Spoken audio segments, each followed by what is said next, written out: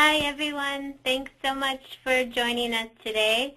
I'm going to go ahead and get started. My name is Lauren Bartlett. I'm the project director here at the Center for Human Rights and Humanitarian Law at American University Washington College of Law. I want to just do a little bit of housekeeping to start with. You all should be unmuted, so you can interrupt me and ask questions at any time. In the meantime, if you can put your phone on mute so that we don't have any background noise, that would be great. And just a little FYI, we're moderating the chat box and your questions, but only for about the first half of the webinar. So please go ahead and interrupt me with any technical difficulties as well. If you can't hear me or if there's some problem with the screen, let me know. The PowerPoint and the relevant article I'll send out after the webinar for those of you who haven't received it already. We're also recording the webinar, so we'll send out the recording as well. Thank you to Ashley Home, who's helping me with the webinar for at least the first half today. So let's go ahead and get started. In terms of what we're going to talk about today, we're going to start with how the human rights framework is relevant to the client-staff relationship at legal aid. So we're going to go through why we're talking about human rights principles for legal aid. Then we're going to give you some sample human rights principles that you might work with. And we're going to end with a long comparison and contrasting of the rules of professional conduct with the human rights principles for legal aid. And I'm going to be using the Texas disciplinary rules as well as Maryland's rules of professional conduct, which can be found at those links there. And you'll notice throughout this presentation I'm going to be using the words client-staff relationship, not the lawyer-client relationship, not client-lawyer relationship, but I'm doing that on purpose. This presentation is meant for all staff from legal aid, not just attorneys, and we're talking here about staff, supervisor staff, IT staff, all sorts of different staff. So that just wanted to note that as well. So what is the Local Human Rights Lawyering Project? A lot of you are probably familiar with this by now. You've probably heard me or Rena Shaw from Maryland or Nelson Mock from Texas give a presentation or talk to you about the project. But just as a little bit of an overview for some of you who may be tuning in for the first time, we're a 2-year-long project.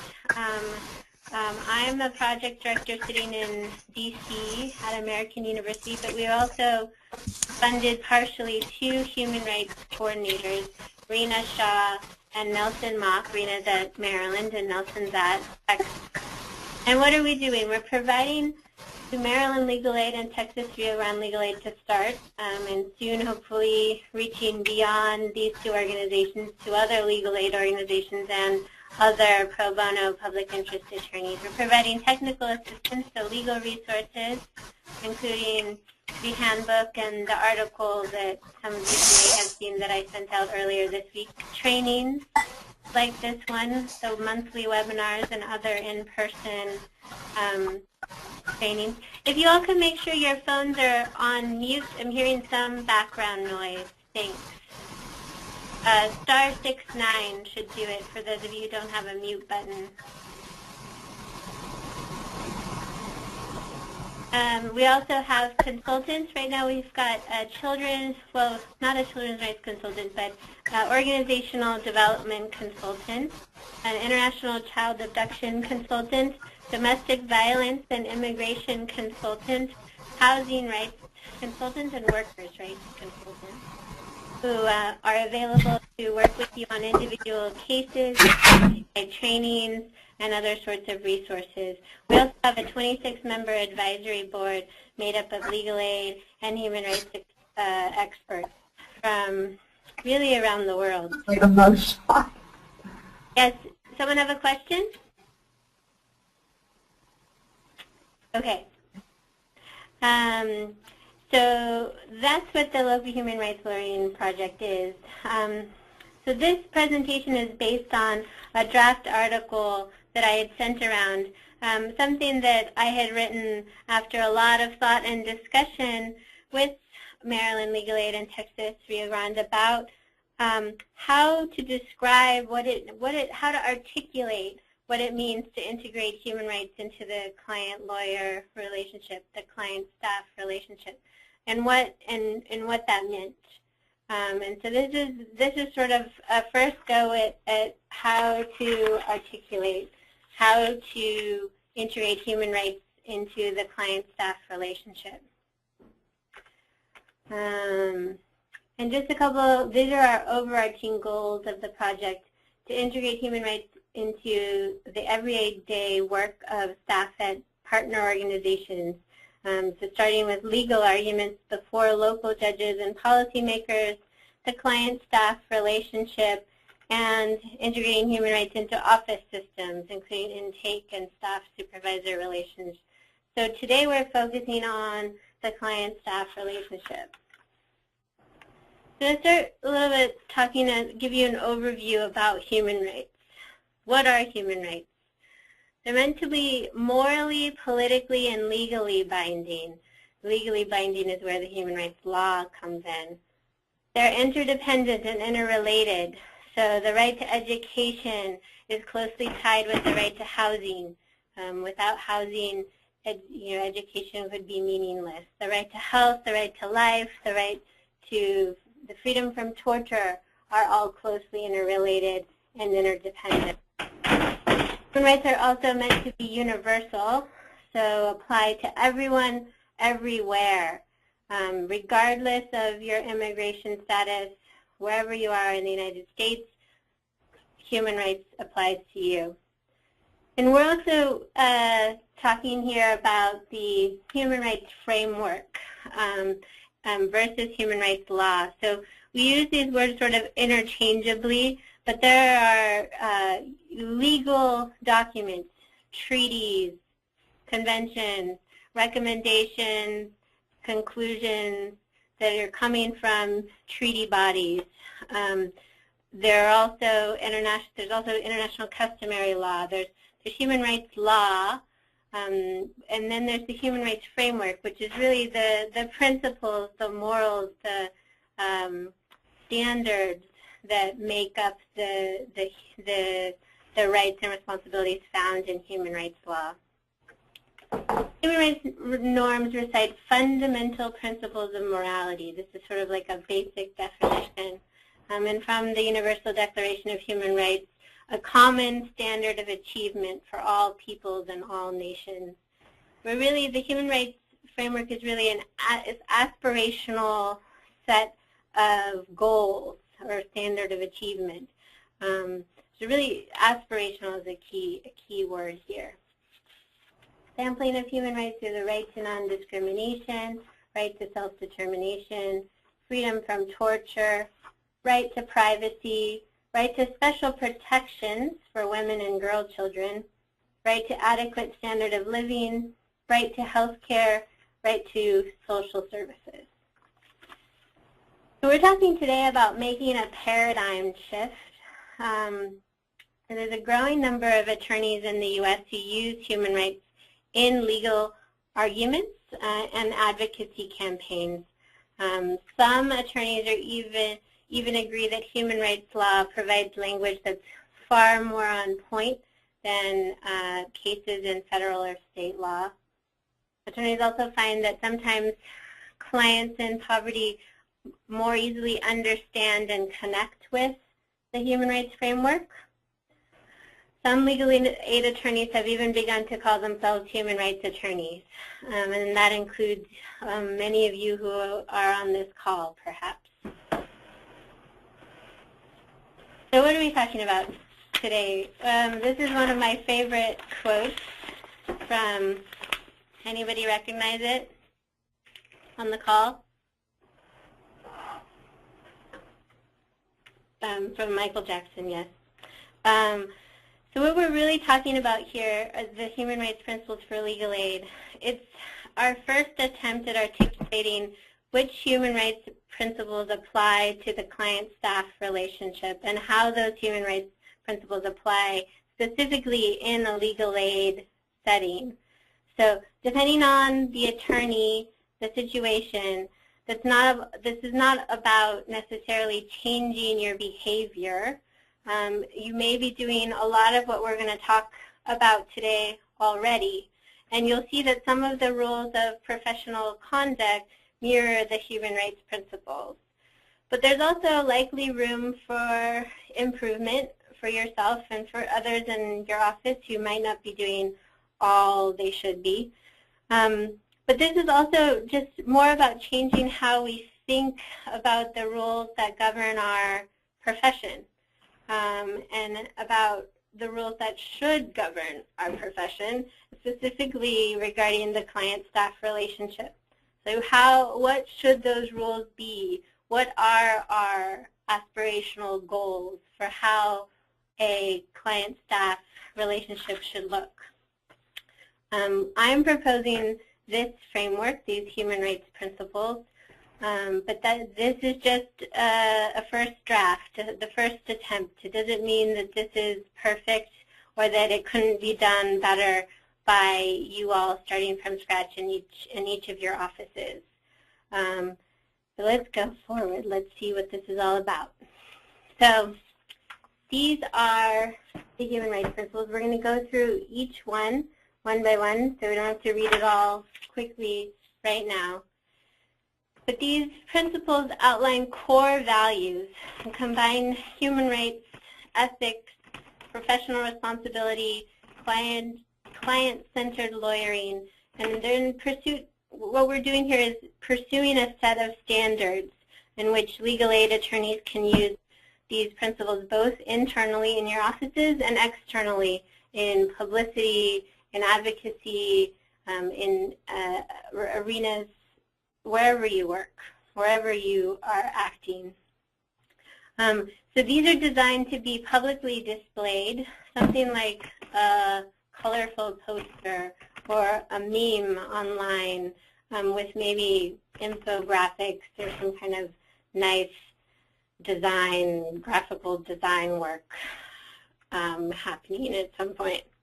So I'm going to go into now a comparison of these human rights principles for legal aid and the rules of professional conduct. And we're going to go through each of these principles and basically each of the sentences in turn. In terms of an overall comparison, though, human rights principles, these are aspirational versus the rules of professional conduct, which are often more of a baseline for attorney conduct. So human rights principles phrased positively, communicate with honesty. Rules of professional conduct often, not always, phrased negatively, don't make a false statement of material fact. Human rights principles, again, apply, they're broader. They apply to all staff, not just the licensed attorneys. And the rules of professional conduct, of course, for attorneys only. So start with the first one, human dignity.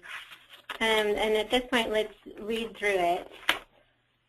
So under this principle, we're talking about treating all people with respect, not as a gesture of charity, but as an act of justice. Respect the inherent worth of each individual, each family, and their communities. Be patient, kind, and on time. Listen with empathy. Communicate with understanding and honesty. Keep private information private. So going into this one, digging a little deeper, there's some key phrases, some key principles here. Respect. We're talking about respect for colleagues, opposing parties, opposing counsel, third parties, and perhaps your office mates even. In terms of the rules of professional conduct, neither the Maryland rules nor the Texas rules specifically mention respect for clients, except in the context of clients with disabilities. And this is going to be an exception throughout, you'll see both Maryland and Texas do talk about respect for clients with disabilities, which is great. And in terms of honest communication, we're talking about trustworthy communication, understanding, truthful communication, honesty, candid advice. And what do the rules of professional conduct have to say about honest communication? They're actually pretty good.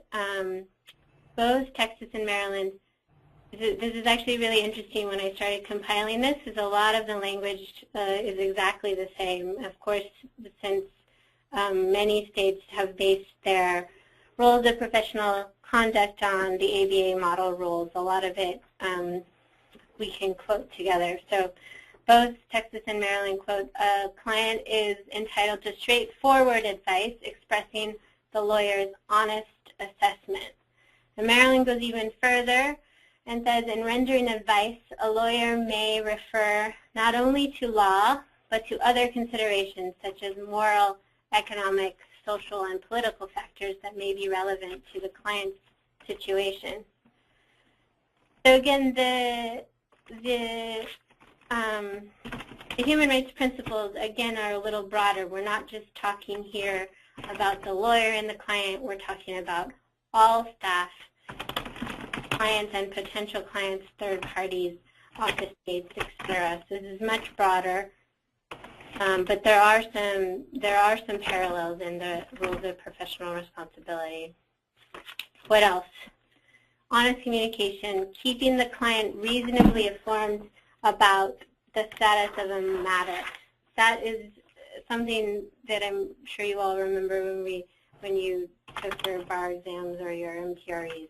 Reasonably informed, and how does that, what are our thoughts on what reasonably informed means? And this goes into, when you make phone calls promptly, what do you say when you make those phone calls? When we're treating people with respect and we're honoring their inherent dignity and we're listening to them with empathy, how does that change? Do we still agree with this sentence? Keep the client reasonably informed about the status of the matter. We also have some other rules from Texas and Maryland. Lawyers shall explain a matter to the extent reasonably necessary to permit the client to make informed decisions. Sometimes lawyers are justified in delaying the transmission of information to clients. Yeah, I can think of circumstances when that might be true. This one from Texas, I'm interested in your thoughts on this. A lawyer might withhold a psychiatric diagnosis of a client when the examining psychiatrist indicates that disclosure would harm the client. And on the other side, a lawyer may not, however, withhold information to serve the lawyer's own interest or convenience. Again, a baseline. What are your thoughts on these statements about reasonably informed? An explanation of a matter to the extent reasonably necessary.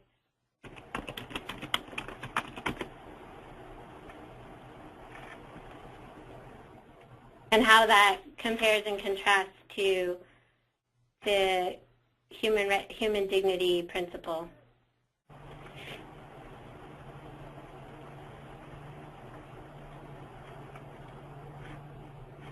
Thoughts? There's 16 of you on this call.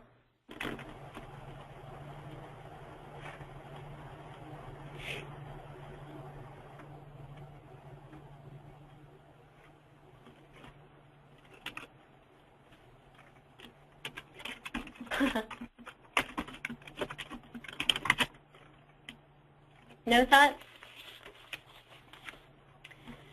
Okay, we'll keep going. If you think of thoughts, feel free to interrupt. I hear typing, so I know you're there. Okay, continuing on with human dignity. There's also this keeping private information private. So we go into this a little bit more. Again, this is broader. This is not just talking about attorney-client privilege. But we're also talking about privacy between supervisors and among staff members. So this is again much broader. But in terms of what the Texas and Maryland rules say about this, you know that attorney-client privilege is addressed in great detail. Here's a couple of examples of the specific rules.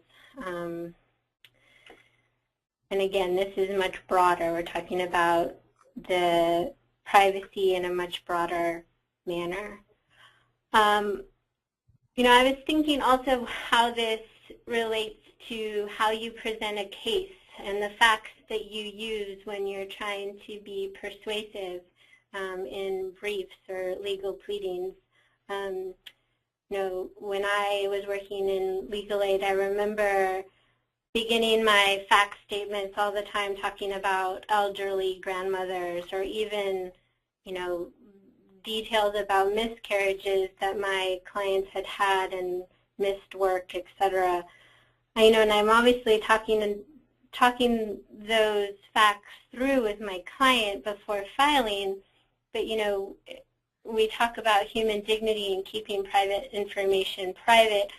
Was that the right strategy to go into sort of very private details about people's lives to win the case? And you know, did I always do that honoring my client's dignity? You know, how could I have changed that, my strategy there, if I would have thought about this principle a little bit more in detail?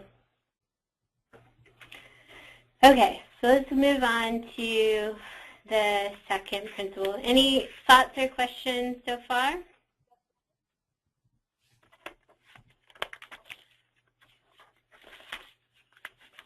Okay, participation and self-determination. Meaningfully involve clients in identifying problems, goals, and planning and case strategy. Empower clients to tell their own story and advocate for themselves. Clearly and simply explain the law and process, clients' rights, the role of legal aid, and the role of the client. So again, let's go through this in detail. Empower your clients. This is really about being humble, as far as, you know, I see this. How do you empower your clients to do as much on their own as possible? What if there's a next time and you're not there? What if your client actually turns out to be a better advocate for themselves than you are? And this is sort of a warning that, you know, don't think of yourself as a gatekeeper of the law. Like, I have to have an important role here and be the lawyer. I'm the one that knows how the law works and how the procedure works, and so I'm going to guard my position carefully. You know, I think that some of us, more than others, have that tendency to sort of want to be the important person in the room. This is also a good line from the Maryland rules. Clients should have sufficient information to participate intelligently in decisions concerning the objectives of the representation and the means by which they are to be pursued, to the extent the client is willing and able to do so. I think that that's actually a great explanation of this empower your clients, you know, the principle. And I want to sort of take a step back in this principle and say this is, you know, participation and self-development, self-determination as principle in the client-staff relationship is pretty different and sort of almost a radical approach to the client-lawyer relationship. You know, the model rules here, though Maryland again has this great line, they have a pretty strict and narrow view of allocation of authority between lawyer and client. The human rights principles, as I'm presenting them, require the opposite approach, where we're requiring that the law and process, as well as the scope of clients' rights and the roles of all involved, They have to be clearly and simply explained to clients, and the clients have to be meaningfully involved in the entire case from intake to litigation strategy. So putting clients at the center of advocacy, decisions, and strategy. This is a pretty, sort of the best that I could find from the Texas and Maryland rules. A lawyer ordinarily can't be expected to describe trial or negotiation strategy in detail. Thoughts on that? Should whether or not we should be expected to describe trial or negotiation strategy in detail? Should we describe? Should we share strategy decision making with clients who are willing and able?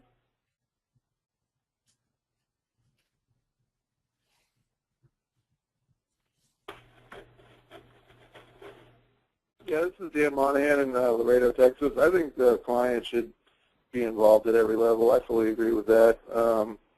I think sometimes it's easier said than done. It's easy to just, maybe make decisions without running everything by the client, but I'm fully in favor of them making decisions at every step of the way. It's their case, and they're the heroes in the case, not us. They're the ones with their lives on the line. So I'm in agreement with that. Great. I'm glad you were able to get on, Dan. Yeah, thank you. I agree with that. This is Margaret at Maryland Legal Aid. Clients are entitled to hear everything there is. They're not just entitled to hear what I think is good for them.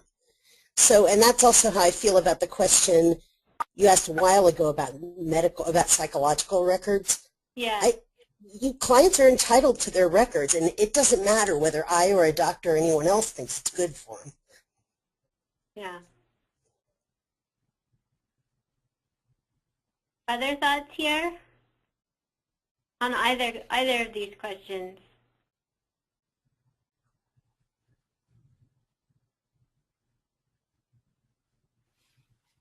Okay, let's move on. Others feel free to jump in at any time. So we're talking, the next principle would be equality. This is like a very broad principle, equality. Let's read through it. So respect all others as your equal. Recognize strength and diversity. Take responsibility for discrimination based on your own beliefs, including but not limited to discrimination based on mental health, sexual orientation, homelessness, education level, age, political origin, political opinion, culture, source of income, and place of origin. Work to end all discriminatory acts in your office as well as in your community. So you'll notice this section is laying out specific, if not somewhat unusual, bases for discrimination. And the reason we're doing this is we're trying to make you think about possible personal biases that could affect your behavior towards others. So we're trying to trigger some personal feelings or thoughts here. We went through whether we should include every basis we could possibly think of on discriminatory basis, or if we should just include some. And I think there's still sort of a division there with the different groups I've talked through these principles with, but we'll see what you think. So again, going deeper into this principle, respect diversity. So here's what I found around this principle in the Maryland and Texas rules. So Maryland says, a commitment to equal justice under the law lies at the very heart of the legal system. So, okay, we're talking about equal justice. That's good. Texas says, a lawyer shall not willfully, in connection with an adjudicatory proceeding, manifest by words or conduct bias or prejudice based on race, color, national origin, religion, disability, age, sex, sexual orientation towards any person involved in that proceeding in any capacity. That sounds pretty good. But then it also says, lawyers' allegedly improper words or conduct must be shown to have been willful before they may be subjected to discipline. Okay, so maybe this statement doesn't have that much teeth. We also have this rule from Maryland. It's professional misconduct for a lawyer to knowingly manifest by words or conduct when acting in a professional capacity bias or bias based on the same, mostly the same statuses, except they add social and economic status when action is prejudicial to the administration of justice. So we get as far as don't be discriminatory. I'm not sure if, again, we have our positive, more aspirational language, respect diversity, which is a little bit, again, broader than the don't be discriminatory while you're in connection with an adjudicatory proceeding and you're knowingly or willfully doing it. Again, our principle also has a required affirmative step, which is don't just not be discriminatory yourself, respect diversity, but also act to end discriminatory acts. So in terms of where the rules mention taking action, they do mention taking action in respect to poverty. Both Texas and Maryland specifically mention that the poor sometimes cannot afford legal assistance. And in Maryland, it goes even further, actually Texas also, requiring lawyers to devote, urging lawyers to devote professional time to those who maybe can't afford legal assistance. That's about as far as we go in terms of affirmative steps that the rules of professional conduct require. There's also the specific sections on persons with disabilities. I just want to mention that calling for special attention for persons with disabilities. What do you all think about this actually requiring affirmative action to end discriminatory acts as lawyers, as staff in a legal aid office?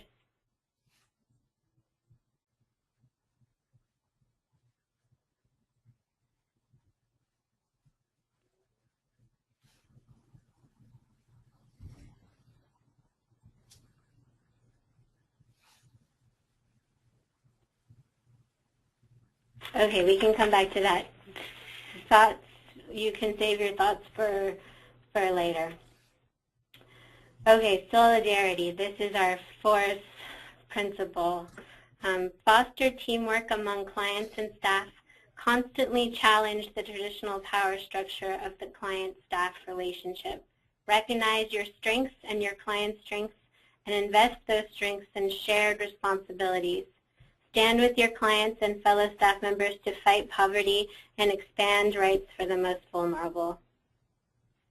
So again, this is the sort of the opposite view of the role of lawyers as guardians of the law.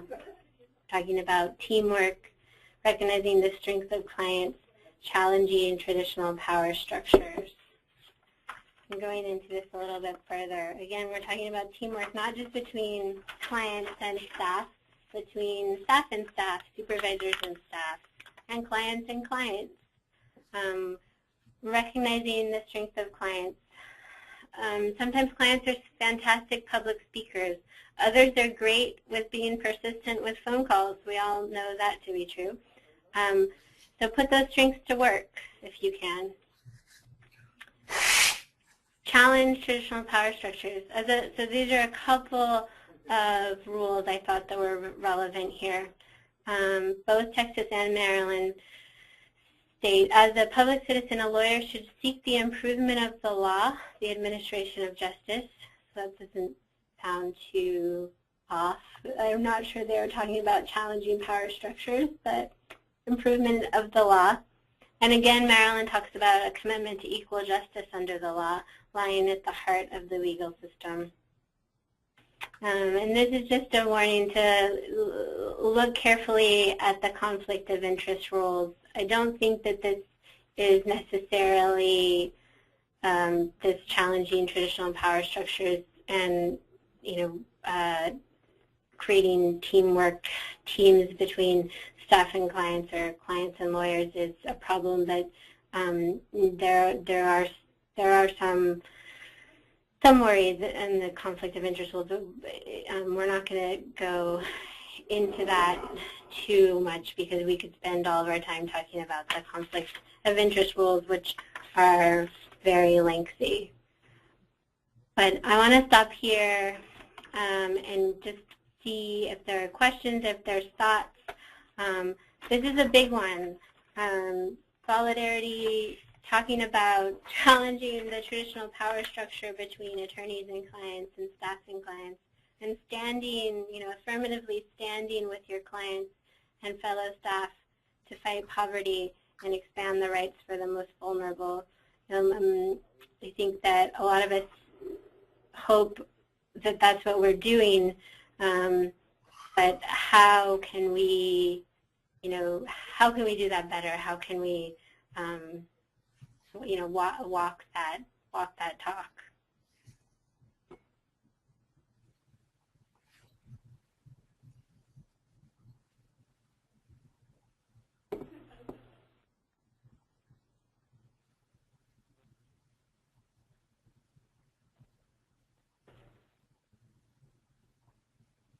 Okay, no thoughts or questions there. Let's move on. We have one last principle, which is innovation.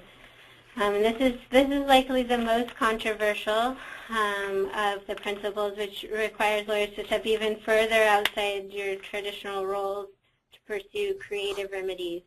So let's read through this one. Pursue creative remedies towards shared goals. Litigation is only one option among many. Ask what more you can do to counsel, educate, and advocate for your clients and their communities. Encourage your clients to use tools, including community education, organizing, legislation, and civic participation. Consider using international and regional mechanisms, such as special rapporteurs, UN treaty body monitoring committees, and the Inter-American Commission on Human Rights. So this is where we bring in the alternative advocacy avenues, but also sort of thinking about your role as a lawyer very broadly. In terms of pursuing creative remedies, the rules do recognize lawyers perform various roles, including as advisors, advocates, negotiators, and evaluators. So both Maryland and Texas sort of do recognize that. And again,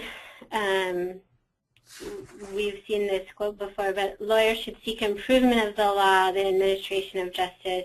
Again, this likely requires innovative strategies, right? And that's both in the Texas rules and the Maryland rules.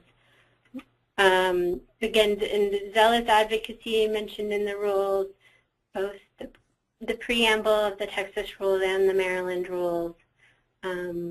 Creative, whether zealous advocacy is always creative, I don't know, but perhaps when you're pursuing creative remedies, you're being a zealous advocate. And then just to mention, the Maryland rules specifically do not require lawyers to take every advantage, to press for every advantage for their clients. So, do we want lawyers to be required to press for every advantage for their clients? Probably not. Let's see. Sorry, I didn't see questions earlier. If anybody has a question, if you can just come on the phone. I know it's hard. I don't have my my intern checking the questions, and I actually can't see the questions, but I'll try. I just opened up my email. I'll try and find your question. But if you could just say your question aloud, that would be great. I'll open up my email and see if I can find it there. But yeah, what do we think about, I mean, we obviously don't want lawyers to be required to press for every advantage for clients, but what about that as an aspirational goal? Do we want lawyers to strive to press for every advantage that's reasonable? You know, how do we phrase that? You know, and what's the balance between pursuing creative remedies, zealous advocacy, and the limits on our time?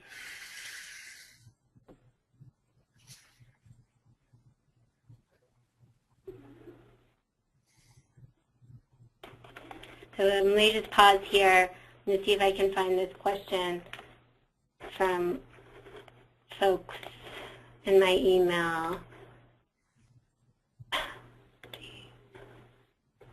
Okay, here's a question. Many of my clients suffer from mental health issues. Any thoughts on ethical considerations regarding clients with disabilities? So yes, I mean, I think that, let's see, well, we can go back and I can find the specific, there are some specific rules in both Maryland and Texas about being, on respecting clients with disabilities. Here I can show you this one. But, you know, I think that clients with disabilities and ethical rules, you know, I think the Convention on the Rights of Persons with Disabilities would say that persons living with disabilities require special attention, and that's so that they can be treated equally with persons who are not living with disabilities. And I think we think through, you know, in how we interact with our clients. I think that involving clients and disabilities in strategy and decisions of the case is probably the hardest and most tricky part of all of this is when you have a client who you are not sure is, you know, capable of understanding completely or making any decision, let alone, you know, the right decision.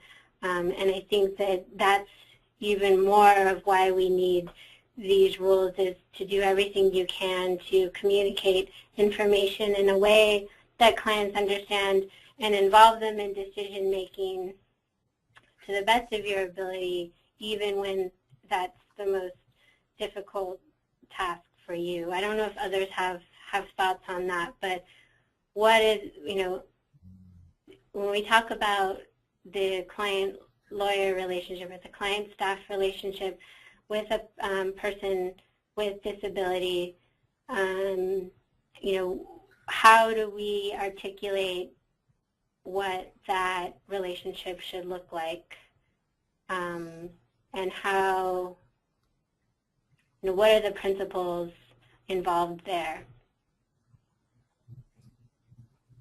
Other thoughts?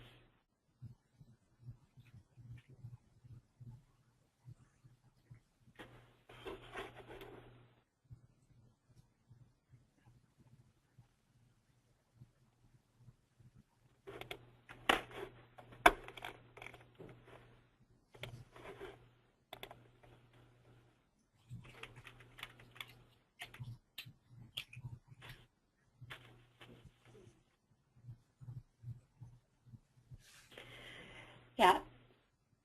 I mean, in terms of, you know, this last principle, in terms of creative remedies and innovation, I mean, I think that there's a lot that we can do to get our clients with disabilities, but also other clients who have, you know, family members with disabilities and all this, you know, involved in local campaigns, let them know about legislation pending that might affect them, or how to get involved in a campaign to change local rules or legislation, or what they can do in terms of writing letters, or who they can talk to get procedures or policies changed. I think all of that is something that we can easily do that we don't often think about when we're dealing with a specific housing case or a specific issue. Trying to educate clients about civic participation and how to get involved, I think, is really important. Other thoughts on creative remedies or working with clients with disabilities?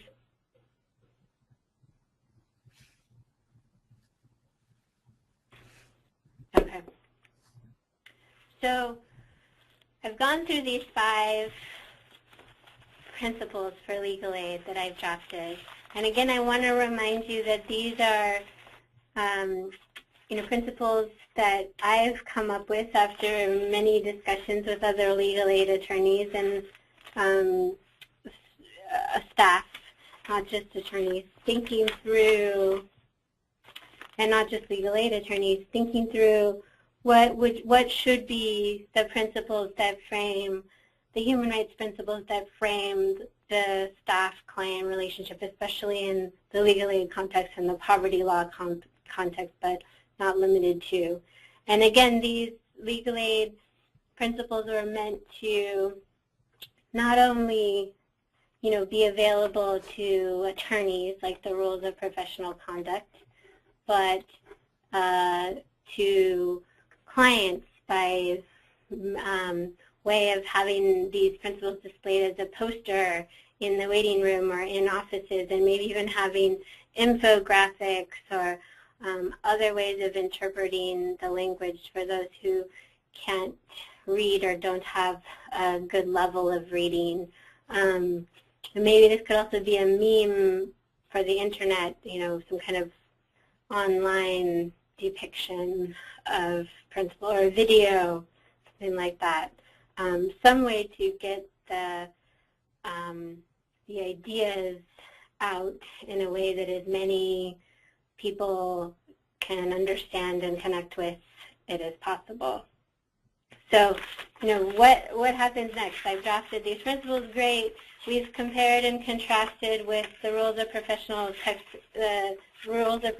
conduct in Maryland and Texas to give you a little bit of an idea of what the rules already say towards these principles. There is some good language in there, and where they're lacking. Again, I look at the rules of professional conduct as sort of more of a baseline approach. These human rights principles are more aspirational, really looking, we look at these as goals, eventual goals, something we want to strive for, some of which we're already doing, but trying to still reach to be better all the time. So, what happens next?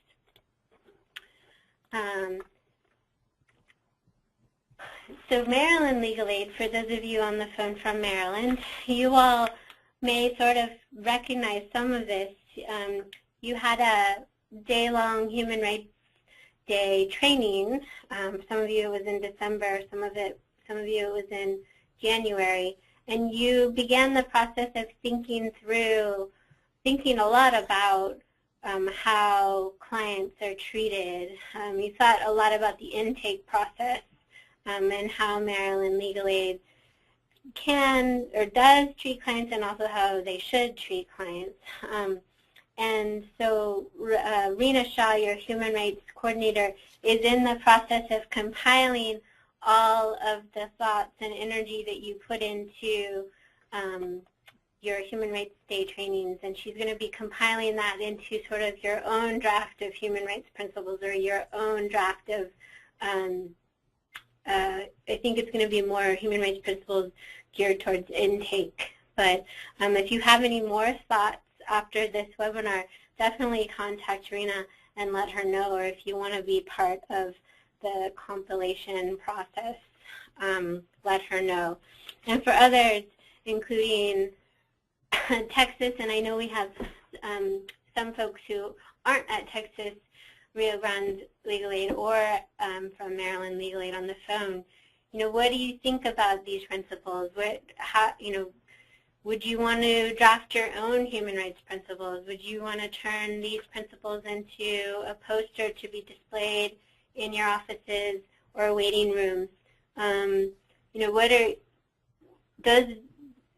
Do these make a difference, or would they make a difference if you looked at them every day, or if your clients looked at them every day, or if your other staff members looked at them every day? Would it make a difference in your behavior? Would it make a difference in your intake staff behavior? Would it make a difference in your client's behavior? Would it be beneficial? Would it not? Thoughts from you all? And also, if you have any questions, I know we had only planned to go an hour. We just have not too much time left, so this would be the time to jump in with questions as well.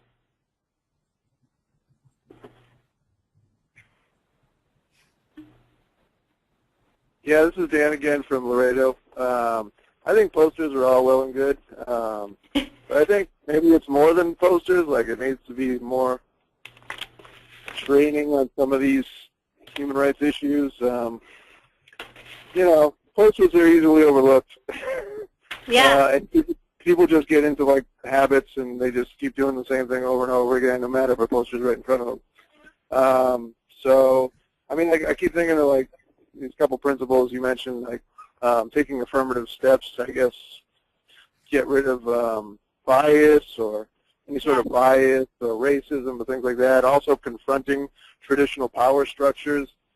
I mean, some of these things are just like so ingrained from birth that it's hard to like, okay, today I'm going to confront a traditional power structure.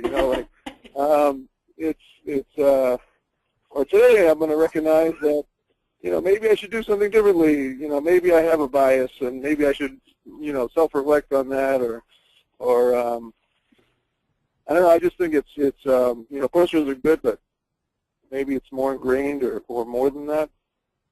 Yeah. I don't know where I'm going with that, but right. You need more than a poster to really make it be effective. So yeah, I mean, I agree. I think there needs to be probably in-person trainings of some kind, whatever you think is most effective for folks in your own offices. There's been all sorts of sort of ideas thrown out where you could have videos of clients talking about their relationship or their treatment by different staff at different offices, and they could reflect and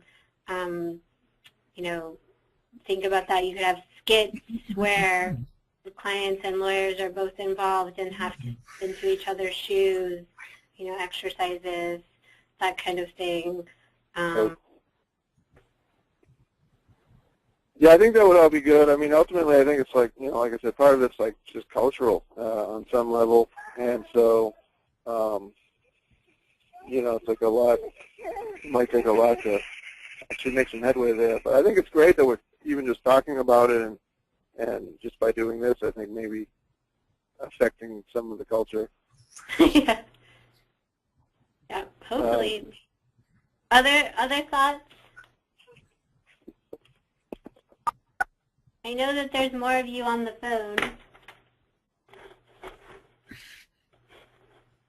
And we have a few minutes left. Or questions? If anybody has any additional questions?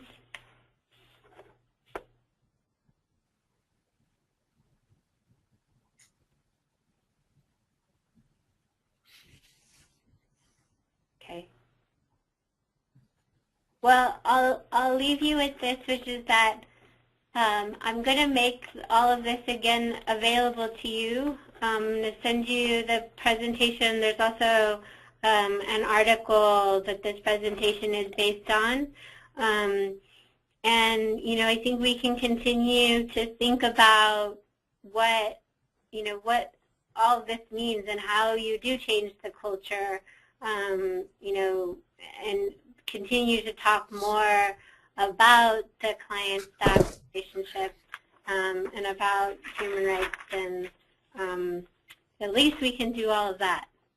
And I think, again, if you have thoughts or specific questions and you work for Maryland Legal Aid or Texas Rio Grande Legal Aid, definitely get in touch with Rena Shaw at Maryland and Nelson Mock in Texas and let them know what you thought about this. And if you have specific thoughts on what Texas, Rio Grande, or Maryland should do, let them know. And thank you all for joining. Thank you. Thanks. Bye-bye.